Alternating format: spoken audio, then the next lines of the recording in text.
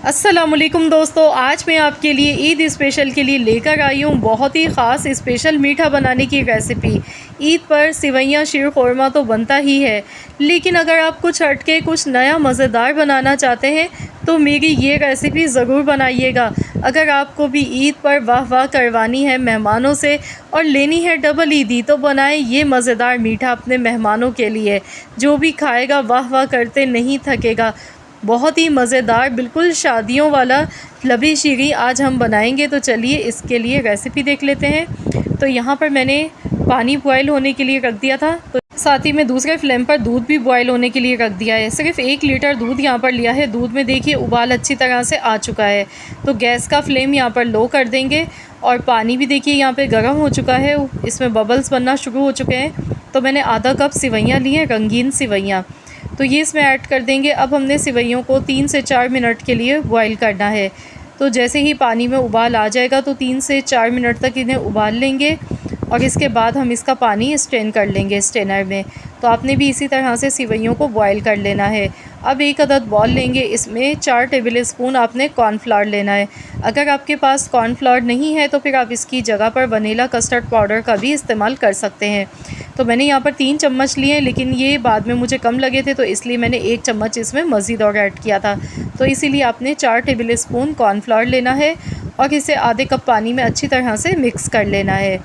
इसमें कोई भी लम्स वगैरह गुठली नहीं रहनी चाहिए। तो यहाँ पर देखिए दूध भी अच्छा सा बॉयल हो चुका था। तो अब हमने दूध में सबसे पहले तो मीठा ऐड करना है। तो अपने टेस्ट के अकॉर्डिंग आप चीनी इसमें ऐड कर लीजिएगा।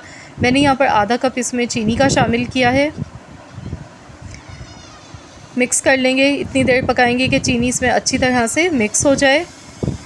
तो यहाँ पर देखिए चीनी इसमें मिक्स हो गई है। तो जब तक कि हम सिवैयाँ देख लेते हैं, ये देखिए सिवैयाँ भी बॉयल हो चुकी हैं।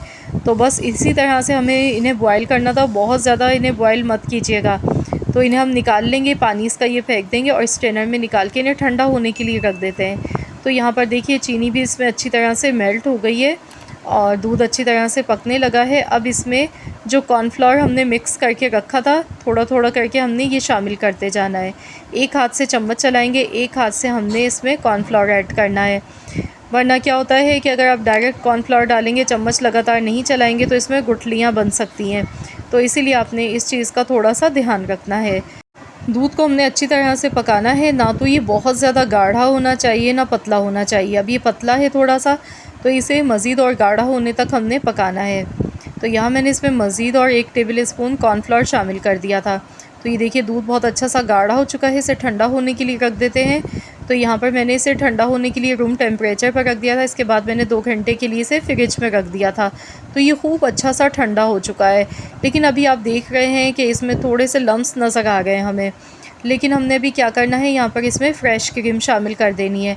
तो यहाँ पर मैंने 2 पैकेट फ़्रेश क्रीम के लिए थे, 200 ml वाले, ये इसमें ऐड कर देंगे। फ़्रेश क्रीम डालने से ही इसका असल जायका आता है। तो बस इसे मिक्स करेंगे।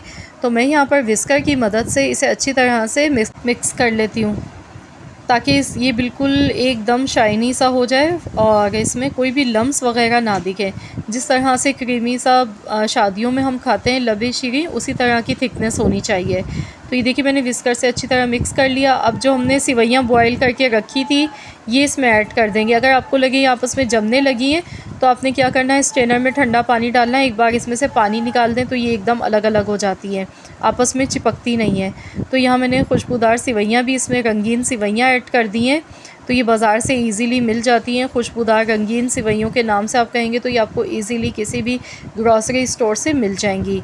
अब इसमें मैंने सेब थोड़े से लिए, साथ में केला, ये 2 फ्रूट्स मैं इसमें ऐड कर गई हूँ। जो भी फ्रूट्स आपके पास अवेलेबल हों आप इसमें डाल सकते हैं। साथ में मैंने फ्रूट कॉकटेल लिया, यहाँ पर मिक्स फ्रूट कॉकटेल है मेरे पास, ये इसमें मैं ऐड कर दूँगी। तो हम जो शादियों में खाते हैं लबे शीरी, तो उसमें मिक्स फ्रूट कॉकटेल ही यूज़ किया जाता है। तो ये इसमें ऐड कर देंगे। तकरीबन यहाँ पर मैंने 1 कप भर के मिक्स फ्रूट कॉकटेल इसमें यूज़ किया है। तो इसे भी अच्छी तरह से मिला लेंगे। तो देखिए अभी से ही देखते ही मुंह में पानी आ रहा है। बहुत ही क्रीमी और बहुत ही मज़ेदार लबे शीरी ये बन के तैयार हुआ। ईद के लिए तो समझ लीजिए कि एक ख़ास तोहफ़ा है ये रेसिपी, आप लोग ज़रूर इसे ट्राई करें। तो यहाँ पर मैंने जेली भी पहले से बनाकर सेट होने के लिए रख दी थी। तो जेली हमारी अच्छी तरह से सेट हो चुकी है। अब इसकी भी हमने इस तरह से कटिंग कर लेनी है। तो इसमें इस तरह से छोटे छोटे टुकड़ों में जेली की कटिंग कर लेंगे। तो जेली अब इसमें ऐड कर देंगे। तो मैंने 2 फ्लेवर की जेली इसमें शामिल की थी। तो जेली डालने के बाद हमने इसे मिक्स करना है। यहाँ पर आप कटे हुए बादाम, पिस्ते, काजू, जो भी ड्राई फ्रूट्स अगर आप डालना चाहते हैं तो वो भी इसमें ऐड कर सकते हैं। चॉकलेट चिप्स भी आप इसमें डाल सकते हैं। तो यहाँ पर ये हमारा बहुत ही मज़ेदार सा मीठा बनके बिल्कुल तैयार हो चुका है, जो कि खाने में बना है बहुत ही ज़्यादा लाजवाब। तो चलिए हम इसे सर्व कर लेते हैं। तो आपने देखा फ्रेंड्स कितनी आसान रेसिपी है और बहुत ही मज़े का मीठा बनता है, ठंडा ठंडा मज़ेदार सा, बिल्कुल शादियों जैसा ये लबे शीरी बन के तैयार होता है। तो आप लोग भी ज़रूर इस ईद पर ये मीठा बनाकर देखिएगा। इंशाअल्लाह ताला आप सब भी इसके फ़ैन हो जाएंगे और ये मीठा बार बार बनाएंगे। बहुत ही मज़े की, बहुत ही उम्दा रेसिपी है, ईद के लिए बहुत ही आइडियल रेसिपी है। आई होप कि आप सबको ये रेसिपी पसंद आई होगी। रेसिपी अच्छी लगी है तो वीडियो को लाइक कर दीजिएगा, शेयर कर दीजिएगा। चैनल पर नए हैं तो चैनल को भी सब्सक्राइब कर लें। मिलते हैं इंशाअल्लाह ताला एक और नई रेसिपी के साथ। तो जब तक के लिए अल्लाह हाफ़िज़।